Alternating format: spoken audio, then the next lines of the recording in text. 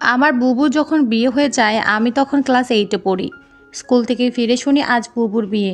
আব্বা আমাকে বললেন, ছোটন, ঢাকা থেকে মেহমানরা আসবে, তুই এক ছুটে বাজারে যা, মতিনকে বল তার ডেকোরেশনের চেয়ার পাঠাতে। আমি এক দৌড়ে বাজারে চলে গেলাম। মতিন চাচাকে যখন সব বলছি, দুইটা প্রকাণ্ড গাড়িকে বাজার পেরিয়ে আমাদের বাড়ির দিকে যেতে দেখলাম। মতিন চাচা বললেন, যাক, মিলের অনেক ভালো ঘরে বিয়ে হলো, তোদের অবস্থা এইবার ফিরবে।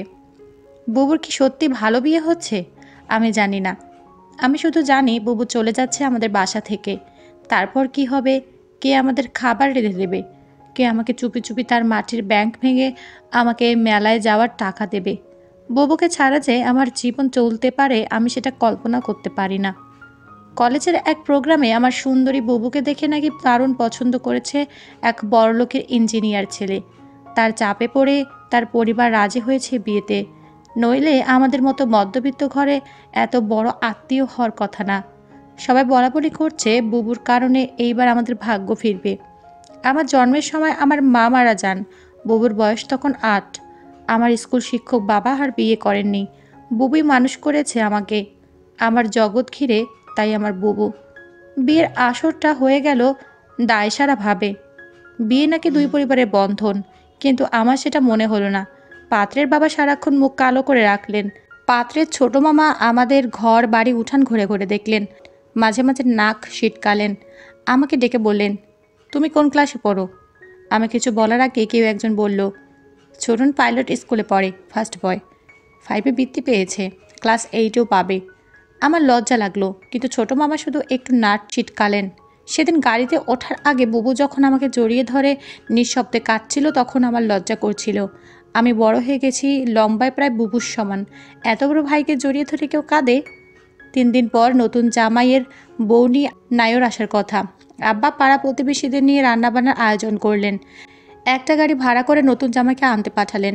গাড়ি ফেরত এলো, নতুন জামাই আসতে পারবে না, তার কোন জরুরি কাজ পড়ে গেছে, পরে সময় করে আসবে। বুবু আসলো আরও 3 মাসের পর। একটা সাদা রঙের গাড়ি থেকে বুবু নামলো। আমি ছুটে গেলাম। আমি বুবুকে জড়িয়ে ধরতে গিয়েও থমকে গেলাম।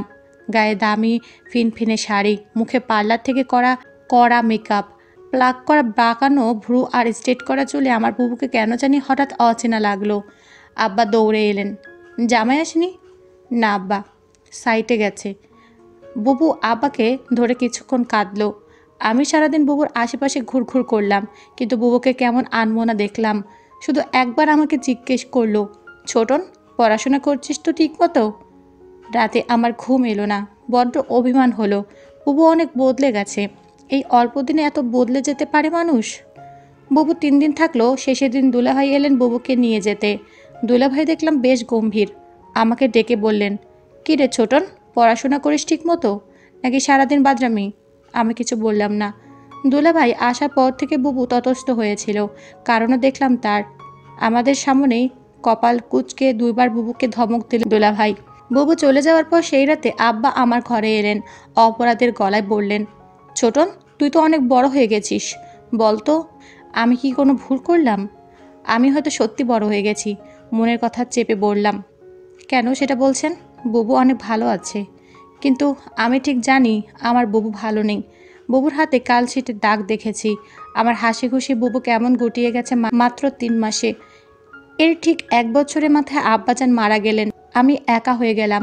পাড়া প্রতিবেশীরা বুবু দুলাভাইকে চেপে ধরলেন আমাকে নিয়ে যাওয়ার জন্য। বুবু উৎকণ্ঠা নিয়ে দুলাভাইয়ের মুখের দিকে তাকালো। দুলাভাই কিছুক্ষণ ভেবে বললেন, ছোটন চলুক, কাজে লাগবে অনেক। কাজেই আমি আমার বই খাতা নিয়ে বুবুর বাসায় উঠলাম। দুলাভাইয়ের পোস্টিং তখন আমাদের গ্রামের কাছেরই শহরে। ছোট ছিমছাম 2 রুমের বাসা। আমি এক রুমে ভাগে পেলাম। শহরে একটা স্কুলে ভর্তি হলাম। দুলাভাই চাকরির পাশাপাশি কন্ট্রাক্টরি ব্যবসা করতেন। একদিন আমাকে বললেন তার সাইটে গিয়ে কাজ তদারকি করতে। আমার স্কুলে ক্লাস মিস হতে লাগলো। আমি বই খাতা নিয়ে কাজের সাইটে চলে গেলাম। সারাদিন কাজ শেষে বাসা ফিরে খুব ক্লান্ত লাগতো। আমার রেজাল্ট খারাপ হতে শুরু হলো। বুবু একদিন ভয়ে ভয়ে দুলাভাইকে বলল, ছোটন ভালো ছাত্র, ওর পড়াশোনার ক্ষতি হচ্ছে না তো? দুলাভাই তেতে উঠলেন, গরিবের ছেলে খেটে খেতে হবে, পড়াশোনা করে কী হবে? যতটুকু দরকার ততটুকু শিখলেই হবে।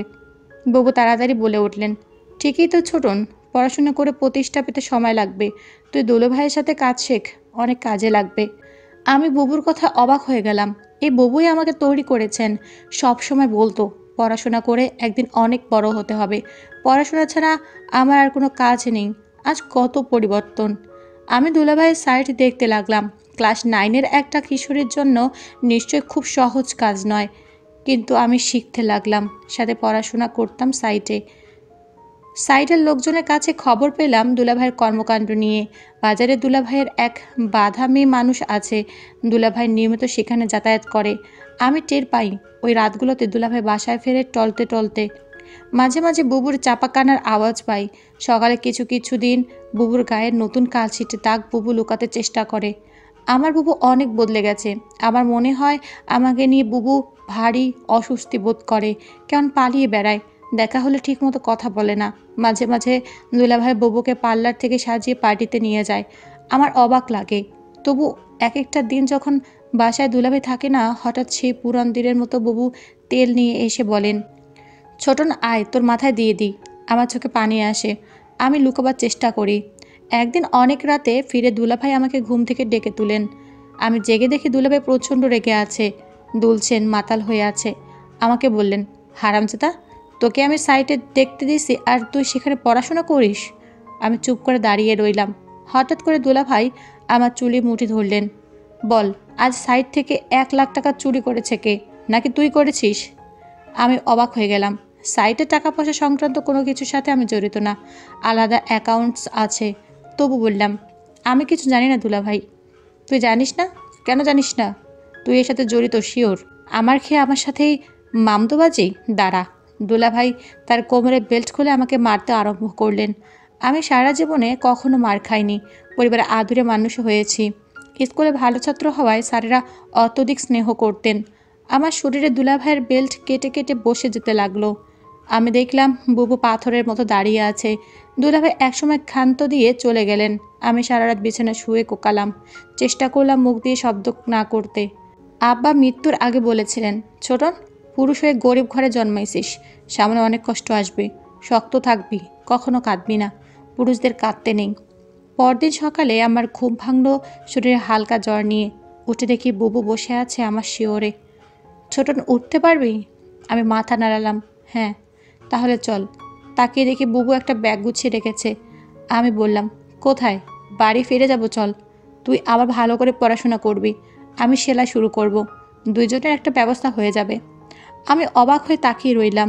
আমার বুবুর চেহারায় সেই পুরনো দিনের স্নেহ আর দৃঢ় প্রতিজ্ঞা।